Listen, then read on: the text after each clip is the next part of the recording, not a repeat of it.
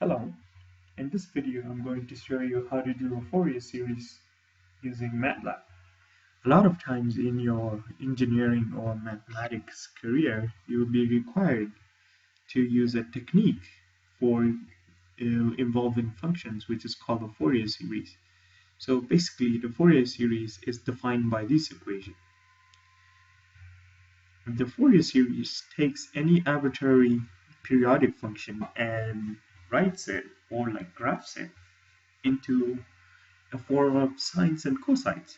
And this is a wonderful technique because we know that sines and cosines are so special that even if they go from negative infinity to positive infinity, which they do, we know that their values will be bounded. By bounded, I mean it's going to be in between negative 1 and 1, or in between negative amplitude and positive amplitude. So this is the Fourier series formula, which says a sub 0, which is a Fourier series variable, a sub n Fourier series coefficient, b sub n is another Fourier series coefficient. So basically a sub n is expressed in terms of cosine n omega naught t, and n goes from 1 to infinity, and omega or omega naught is defined as the radian or angular frequency, which is 2 pi over period, which is t. We're going to talk about the period in a little bit, but you can see that a sub 0 is defined as the average value of the function, or if you're an electrical engineer, it's defined as the DC component or the DC value of your signal. And we define a sub 0 by 2 over t, which is the period, over some interval times the arbitrary periodic function integrated over this interval.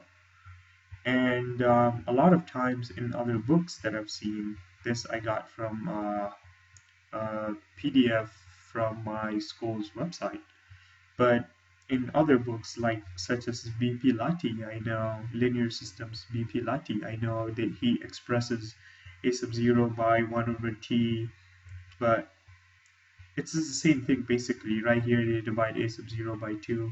If you divide this by 2, you would get 1 over t, which is consistent with what you know. So whatever formula you're using, just make sure you know how it applies to you. So if you see something, in case you see something different from this, it's not different, it's just the same thing. A sub n is defined by the function multiplied by cosine n omega naught t integrated by this interval. Again, I will show you how you choose this interval. It shouldn't be that hard. It's just don't take, this is kind of a goofy and hard way to do it. Functions are never easy anyway. B sub n is basically the same thing as a sub n, but instead of the cosine, you have the sine. And let's go ahead and do an example.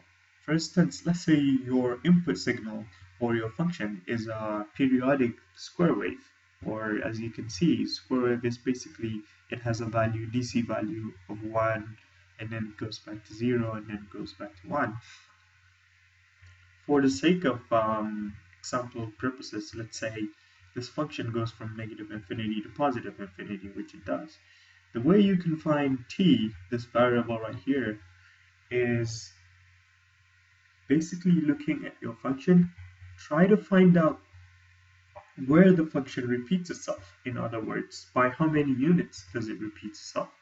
You can pick anywhere along the continuous signal. Let's say we pick here. So the value of the function at x is equal to 0 is 1. So we keep going, it drops back to 0, it is 0 here, and at 2, the value of the function is 1 again. So we're back to where we started. So the value of the function at t equals 2 is 1, and the function at t equals 0 is 1 again. So once you say 2 minus 0 is 2, so t naught in this case will be 2. Pick another point. Let's say we pick this point right here, where it's going up, but it's actually 0. So we keep going, we come here, we come down, we go again, it's constant here, we're back where we started. So it's 0 here at this edge, it's 0 here at this edge. So 4 minus 2 is 2, which is consistent with what we got. So T naught is 0 in this case, is 2 in this case. My apologies. Omega naught, which is the radian frequency as we would use to calculate all the integrals, is just 2 pi divided by the period.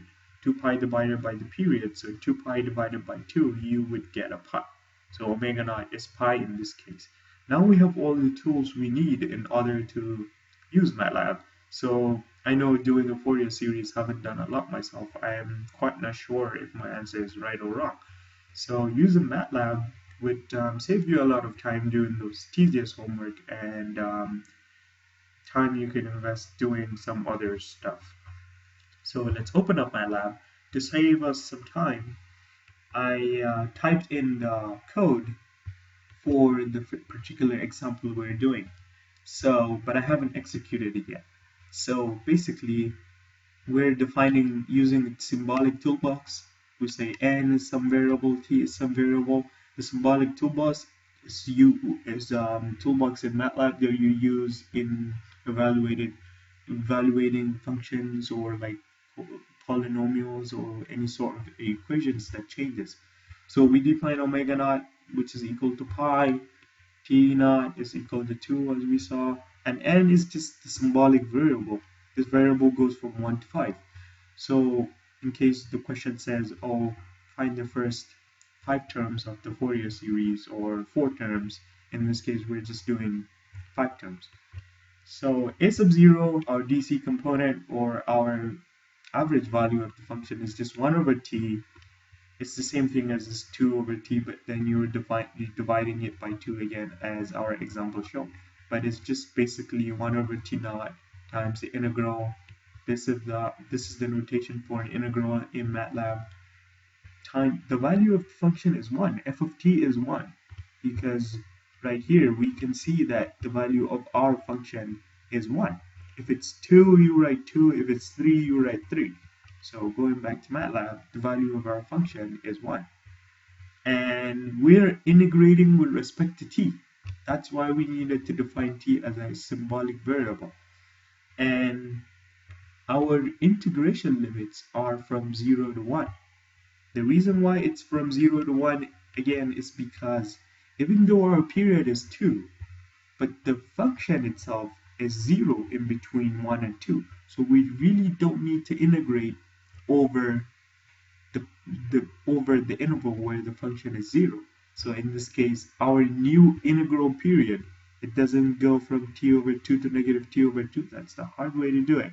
But if you really look at your signal, it really tells you right away. Even though your period is 2 in this case, our integration bound is from 0 to 1. Why? Because this is the interval where the function has a value. So, and it's always going to be the same interval, no matter, irrespective of where you're calculating a sub 0 or a sub n or b sub n. So we go back to Matlab, it's the same. Basically for a sub n, it's 2 over t naught, which is our period, times the integral of 1, which is the amplitude of our function or the value of our function, times cosine n omega naught t. Integrated respect to t from 0 to 1 again. Same interval for the a sub n, same interval for a sub 0, and same interval for b sub n. So basically just write a sub n and copy the code and just change the cosine right here to sine.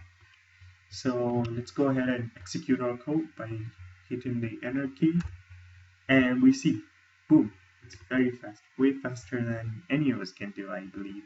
So it's saying that our average value a sub 0 is 1/2 or 0.5, which makes sense, and I'm going to show you why. And a sub n is 0, which also makes sense. A sub n or b sub n can't be 0. One of them can be 0. Both of them can be 0, but then in that case, why would you need to calculate? but one of them can be 0. Is it possible that both of them are not 0? Yes. And b sub n we see is 2 over pi, then it goes 0, and then 2 over 3 pi, and then 0, and then 2 over 5 pi. So we see that for every even, or I should say, for every even value of n, b sub n is 0. For every value of n, positive n, a sub n is 0. And we see that our average value a sub 0 is 1/2.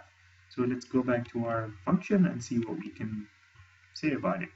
So a sub 0 in our case is 1/2, and we can see it really is the average value of the function.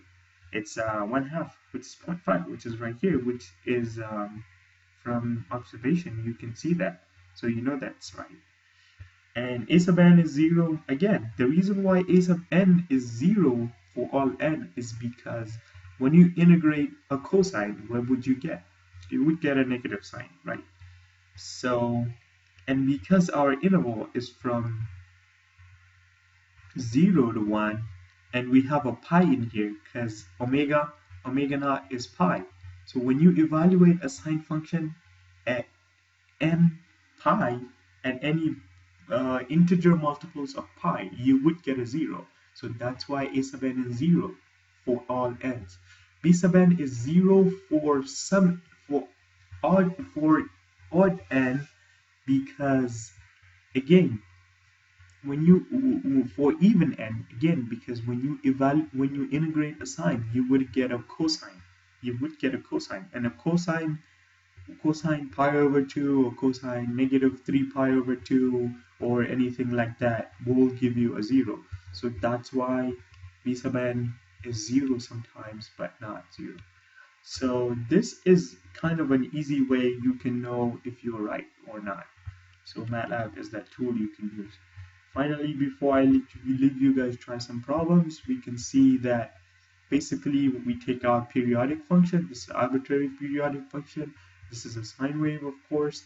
What it does is when you pick n values, like the first 5 terms or the first 2 terms, the function you're going to get as your Fourier series is going to look awfully like a sine wave, which we can see here.